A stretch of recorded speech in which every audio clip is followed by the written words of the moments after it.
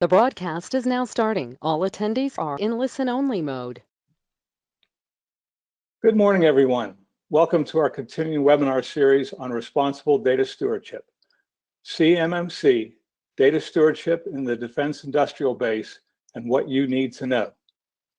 My name is Mark Emery, managing partner of the Emery Group. On behalf of RockITek and PKWARE, I'm pleased to moderate today's webinar. As the former Deputy CIO at the Department of Homeland Security, I know that the government relies on contractors to deliver mission-critical systems and operate mission-critical networks. The government has to trust that its contractors will protect the information security of the government's data. Up until now, the government could not verify that trust, or lack thereof, until after a data breach has occurred. The DoD is implementing a certification program for its contractors that will provide a pre-breach audit of the contractor systems before they are entrusted with the DoD sensitive data. This program is called CMMC, or Cybersecurity Maturity Model Certification. It establishes a new relationship between the DoD and the Defense Industrial Base, or the DIB. DoD will only contract with vendors that are certified to have mature cybersecurity practices. But even mature organizations have data breaches. Our guest today will discuss how the industry and DoD can adopt data stewardship practices that provide 100% real-time assurance that the government's data is under its control. Today's webinar provides an overview of CMMC requirements. Detailed references for CMMC guidance can be found at the end of the presentation. I also encourage you to register for next week's AFCEA conference on CMMC. They will be live streaming on April 23rd and will be keynoted and hosted by Katie Arrington, the CISO for the Defense Acquisition and Sustainment Unit of the Department of Defense. If you have any questions for our presenters today, please post them in the questions tab. Our presenters today are experts in protecting government data. First is the CTO of PKWARE, Joe Sturonas. Good morning, Joe. Joe has been advising major corporations, government agencies, and software development firms on security issues and protecting data by encrypting and other means. I'm also honored to have with us Glenn Hernandez, Captain, U.S. Coast Guard, retired. Glenn was a former CISO of the United States Coast Guard, where he authored the Coast Guard Cyber Strategy. After 26 years of active duty, Glenn now provides cybersecurity consulting services and is active in the AFCEA Cybersecurity Committee. Good morning, Glenn. Good morning, Mark. Thank you very much for having me today. Yeah, Glenn, our topic today is data stewardship for CMMC and the Defense Industrial Base. Please discuss a little bit data security issues that you experienced firsthand at the Coast Guard. Yes, I appreciate the opportunity to share my thoughts and perspectives with the audience today. It was a privilege to serve in the Coast Guard, and I was honored to serve with a team of professionals, continually seeking validation of an array of cybersecurity policies, processes, and procedures to ensure our vital operations and personnel were always ready to serve the American public. Well, we were measured through multiple scorecards, both DHS and DoD, audits, we had the IG and the GAO, and command cyber inspections, and we had the cyber sprint. Most of you will remember. All dealing with increasing technical debt in our IT infrastructure amid fiscal concerns and personnel constraints. Measures helped me prioritize and develop courses of actions. I was convinced you are what you measure. Some things that kept me up at night were insider threats and compromises of our operationally critical support data through our partners and through contracting and those relationships, especially if we had a cyber incident with them. Though I had a decent understanding of our highest valued assets and aimed to reduce our enterprise attack service, understanding the vulnerabilities through our contract partners was practically non-existent. Okay, I could get a cybersecurity self-assessment check at contract award, but that was it. So you can imagine how difficult it was to build that trust in processes that I couldn't measure or even validate. It was always a concern of mine. So if you look at recent reports. What's driving the CMC program at DoD then? So we've certainly seen lots of reports, and MITRE's delivered uncompromised. Last month's Space Solarium Commission report, we've had stolen IP to a tune of $600 billion globally and $100 billion domestically in 2016. And I even read some reports recently from the FBI and others with 2019 losses over $2 trillion. The impact to high-profile breaches are almost in the noise. Why is it that China's advanced fighter craft is so closely resembling our F-35 Joint Strike Fighter? With over 300,000 contractors on our defense industrial base and reported 80% of our defense data in the DIB, it is an immense and complex attack surface. The consequences are dire. And so the results in the losses of our intellectual property and the compromise of our strategic advantage. But there are some glimmers of hope. Courts are now holding contractors accountable for their actions or inactions in cybersecurity through the False Claims Act. So we're essentially funding the ability for our adversaries to defeat us. So Katie Arrington, as you mentioned, one of the quotes I hear her say is, "I'm tired of having our data, our crown jewels, getting ripped off from us." So Glenn, how does the CMMC program address these issues? So DoD, in collaboration with our partners in the DIB, are stepping up to close up the attack surface and provide validation of metrics through the Cybersecurity Maturity Model Certification Program. CMC is intended to serve as a verification mechanism to ensure the appropriate levels of cybersecurity practices and processes are in place to ensure basic cyber hygiene, as well as protect controlled and classified information that resides within the Defense Department and our industry's partners networks. So one of the things that I mentioned is CMC tries to unify the cybersecurity frameworks and standards that are available to the public. And folks can see that through the 853 or the 80171 or the CIS 7.1 controls. It encompasses 17 capability domains, 43 capabilities across 5 levels of maturity. But the focus is on protecting federal contract information and controlled and classified information. It's still about protecting the information in DIB. And how does data stewardship address a significant number of these CMMC controls? So here's a diagram of the 17 CMMC capability domains and a description of the 5 process levels and practices. The operative words are institutionalize, processes, and implement practices. CMMC is all about protecting data, and this is only the tip of the CMMC iceberg. So how can data stewardship be addressed in the CMMC? On this diagram, I've circled some capability domains to start looking at for specific practices or controls to understand how your capability within the appropriate levels can look at guidelines and examples for implementation of practices, so you know what to expect for verification through future assessments for the CMMC certification. All details yet to be determined. Remember, you are what you measure. So if you're not familiar with the terms DFARS, CUI, its registry, FCI, we have some backup slides provided that you can look at. So let me tell the data stewardship story another way. Many of you are probably familiar with the NIST cybersecurity framework. Here's a diagram that illustrates the way that I approach CMMC. This is Sunil Yu's Cyber Defense Matrix. I saw this during last week's webinar on data stewardship with Gary Connor.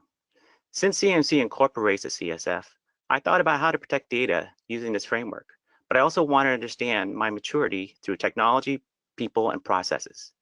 This diagram helps me visualize those capabilities towards protecting data along the framework continuum. Is it a technology investment? Then I'm focused more towards the left. Do I need to train personnel for the SOC? Then my maturity is more to the right. What policies and processes do I need to institutionalize? What consistency am I going to maintain throughout? So depending on where I need to be with CMMC, I can make balanced and informed decisions on investments and resources for each practice needed to protect data. This transcends architecture. It helps me organize my approach to CMMC while showing how I'm increasing my defensive posture. I'll borrow another line from Katie. She says, we need to buy down the risk and buy up the uncertainty. It is that uncertainty delta where we will thrive. As a team, we can grow a further divide between our intellectual property and those who intend to steal it. As a team, DoD and the DIB can assure the strategic advantage, and CMC is just the start of our journey. Protecting the data is the reason we're all doing this. Thank you, Glenn. So Joe, what is the data stewardship model for the defense industrial base?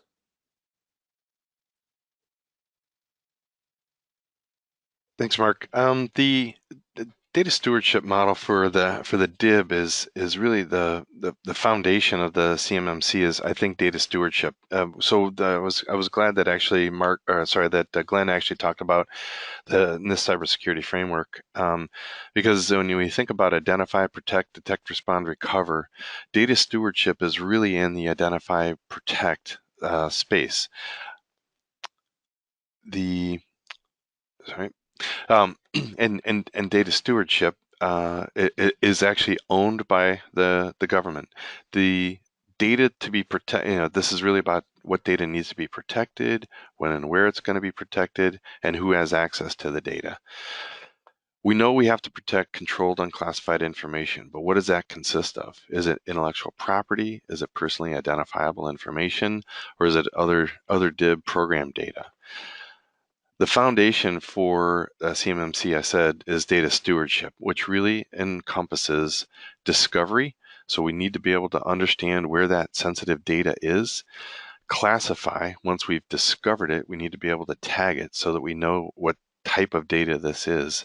And then protection. Protection can really involve a couple of different things. I think most commonly we think of encryption. It could also mean deletion. Based on the data retention policies, it could mean quarantining, it could mean redacting. There's many different ways that we can actually protect this data, but I think most commonly it's thought of as in terms of encryption. And then reporting. We need to understand the security events that are going on with this data. So anytime data is encrypted, anytime that data is decrypted, anytime that there's key management changes, all that has to be captured in an immutable log, and then we need to be able to then correlate that with other security events in a SIM, a security incident and event management system. And how does this framework apply to the DoD and its contractors? So I think we have to look at the DIB framework for data stewardship. And this is really about data governance. It's about the roles and the missions from the government stewardship. That then goes into the prime. The prime is the DIB steward, and it's actually part of the supply chain. What's really important about this is that when we think about how data is flowing from each of these tiers, we need to be able to understand how that data is going to be protected. It can't just simply be that we're going to require audits for each of these, and then their responsibility then lies within each of these tiers to be able to protect that data. If we have data stewardship around this data, then we're able to encrypt the data in each of these tiers. This is a process, though. Sometimes data could be created in these individual tiers that we have to go through that process of discovery, classification, protection, and reporting all through here. And that feedback around that monitoring and auditing of that data is then part of that data security intelligence that is then continuously monitored, protected, and reported on, all throughout the tiers. And Joe, is there a technical architecture that can facilitate this data stewardship model? I think this is the current security architecture that I think is probably most common. And in the cases that we think we traditionally look at this, we are protecting devices and we're looking at access control on those devices, as well as the network, and thinking about encrypting the transport that this data is traversing. But there's a lot of crypto hops when this happens. When data leaves TDE or transparently data encrypted environment or storage device, it's actually being decrypted and then re-encrypted back in the network. And then when it lands, it's decrypted and then encrypted on whatever the storage device it might be on. And this just isn't tractable. When you think of organizations that might be responsible for 10, 20, 100 networks, when you think about the environment that we're in now, where we've got everyone working from home and home networks, that's just exploded to hundreds or hundreds of thousands of networks, which just isn't a tractable problem, which is why we have to look at a different data stewardship architecture. And here we're actually focusing on a data-centric protection of the data itself, so that the data stays persistently protected regardless of the device or the network that it's traversing. And this includes whether it's actually on-prem or in the cloud or on any device that it is, where it's all interoperable. And again, throughout these tiers, from government prime to DIB vendors, this is all about a process of discover, classify, protect, and report, because it's really about focusing on protecting the data itself. With that, I'd like to try to show you a demonstration of what this looks like in action. This is a recording that I'm going to switch over to, so you can actually see Jim Wine take you through what this looks like. Hi, this is Jim. In our webinar last week, I showed an example of data stewardship by using data protection to classify files and restrict access to only those with the need to know. In that demonstration, I used a policy to monitor a file folder used for collaborating with team members. The policy was set up to automatically discover, classify, and protect all files placed in the folder. All files were encrypted using an encryption key that authorized only team members to access and decrypt the contents. Today, I am going to extend that capability by protecting CUI data that is shared with external users in the organization's supply chain. I'll use a policy that is monitoring a collaboration folder in Dropbox to discover, classify, and encrypt all shared files. And like last week, only authorized users will be able to access and view the contents of files in the collaboration folder. I'll also show the visibility the organization has to what information is being shared and who is accessing the data. I have logged into David West's desktop in AWS. Earlier, I created a folder in Dropbox that is now shared with several team members in the organization and a few users in partner organizations to collaborate on the F-35 Next Gen project. To ensure that data in the collaboration folder is classified and protected so access is restricted to only those with a need to know, I've also created a policy that is monitoring the folder. The policy will inspect all documents and files placed in the collaboration folder. If it contains CUI data, the file will be labeled as unclassified, encrypted with a shared encryption key, and synchronized with all team members internally and externally.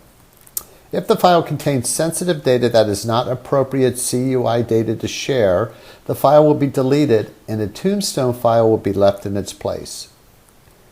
You can see the collaboration folder is already open on David's desktop. I'll start by dropping a few more files into it.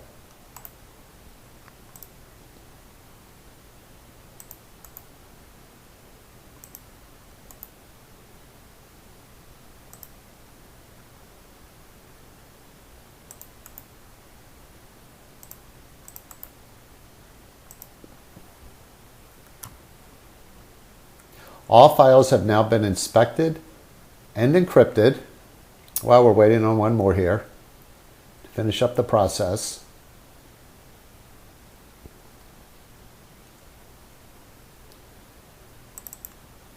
And once again, they've been encrypted with a team key, so any member of the team can click on the document to have it decrypted and open up for view.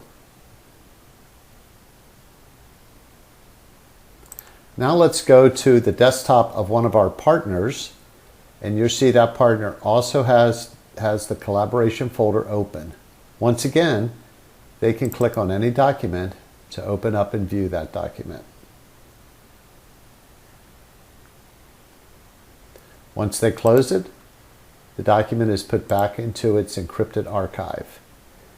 If there's a document they'd like to share, they can simply drag it into the collaboration folder, where once again it's inspected, classified, and encrypted.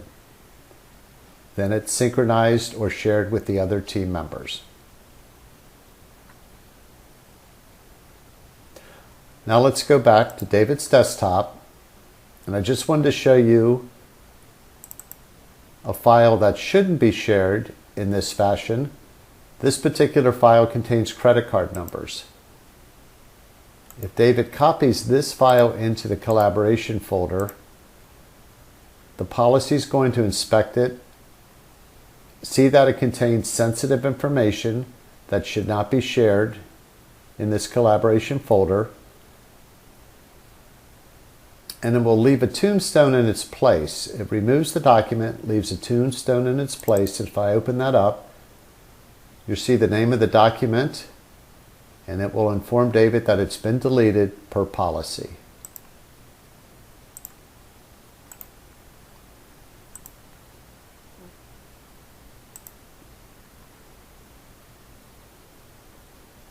Now what I'd like to do is jump over to my desktop and finish up by going into the reporting. I've already logged into the Enterprise Manager console on my desktop. I'll open up the browser and go in to the console. Now let's drill down and go to the reporting function. Here in reporting, all discovery, classification, encryption, and decryption actions are listed. Any function the administrator performs in the Enterprise Manager, such as adding users to an encryption key or creating and implementing a policy, are also listed. Each action or event is listed in its own row, but by selecting a row, I can see all their attributes associated with a particular action. For example, if you remember, David West added a document that violated the policy, and as a result the policy deleted the original and left a marker or tombstone in its place, you'll see the action David took when he opened the document to discover it had violated the policy. Here he did a decryption event. Here you're seeing the document where my cursor is pointing, and if I scroll down, you'll see the key used. Here's the community key used. You'll even see the strength of the encryption used for that document, which was AES 256, and the username. Below that is the policy that was in force for that folder. We can also enter search criteria or a username to see all events associated with a particular user. If I enter Jeff, Jeff was our external user or partner who had access to the collaboration folder. Here I'll click on a particular event. This again, a decryption event. And you'll see the file Jeff accessed and decrypted. Once again, if I scroll down, you'll see the strength of the encryption used for that document, the community key used that Jeff is a part of, and the username.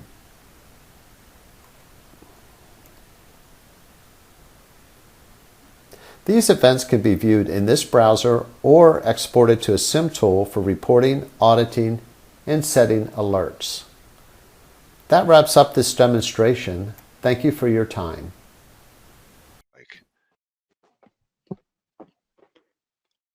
Hey, Joe, this is Glenn. I wish I had this when I was the Coast Guard CISO. I could have had better assurance of the data that we were sharing with our contract partners and that it was being protected. So I have a question for you, Joe. What would that architecture look like to help me solve the data protection concerns I had on the industry side?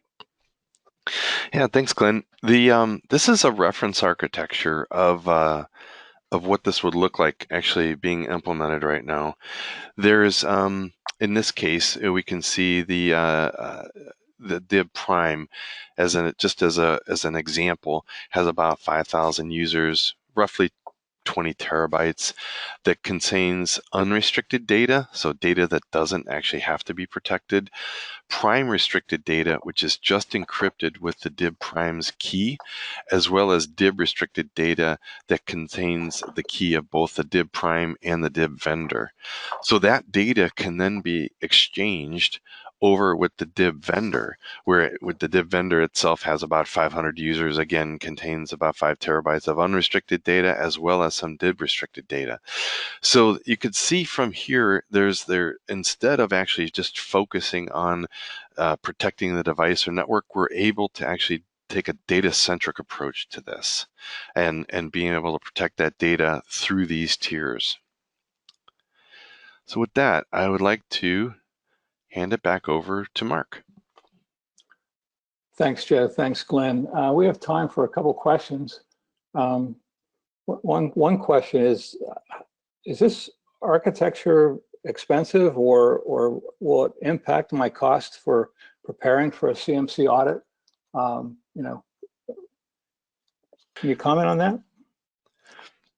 So maybe I'll start, Glenn, and say that I think a data-centric approach, I think, is actually very feasible because it's actually pretty scalable. There's in terms of being able to protect the data and the discovery, classify, protect, and reporting model it doesn't require a tremendous amount of infrastructure and is very scalable across hundreds of thousands of endpoints. Yeah, this is Glenn. So to answer that from at least my perspective with regards to cost of the audit, the CMMC accreditation body and DoD are very closely looking at this and trying to understand how to minimize the cost of the audit overall for the certification. And so from my perspective, it depends on the size of your organization and how far you need to be along that maturity level in terms of what controls you're going to implement to protect data. Thank you. The last question we'll have time for has to do with insider threats. I would think that 300,000 contractors you mentioned, Glenn. There's must be an order of magnitude more people that are actually touching DoD sensitive data. Would this data stewardship model protect against those kind of insider threats?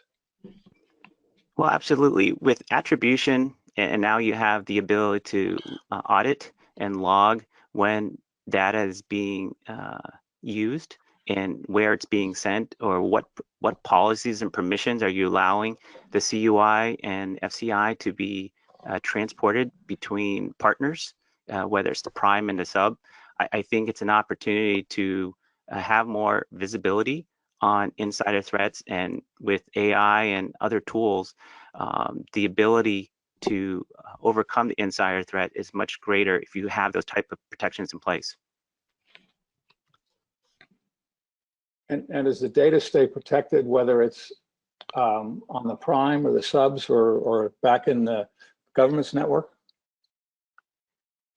Yeah, So Joe, I think you can answer that. Yeah, from a data-centric perspective, it absolutely is, and not only does it remain protected, it's actually reported on as well anytime there's any sort of a decryption event or things like that. And again, just to kind of highlight, this is a process, and that process is continually monitoring, looking for sensitive data where there's a process of discovery, classification, and protection.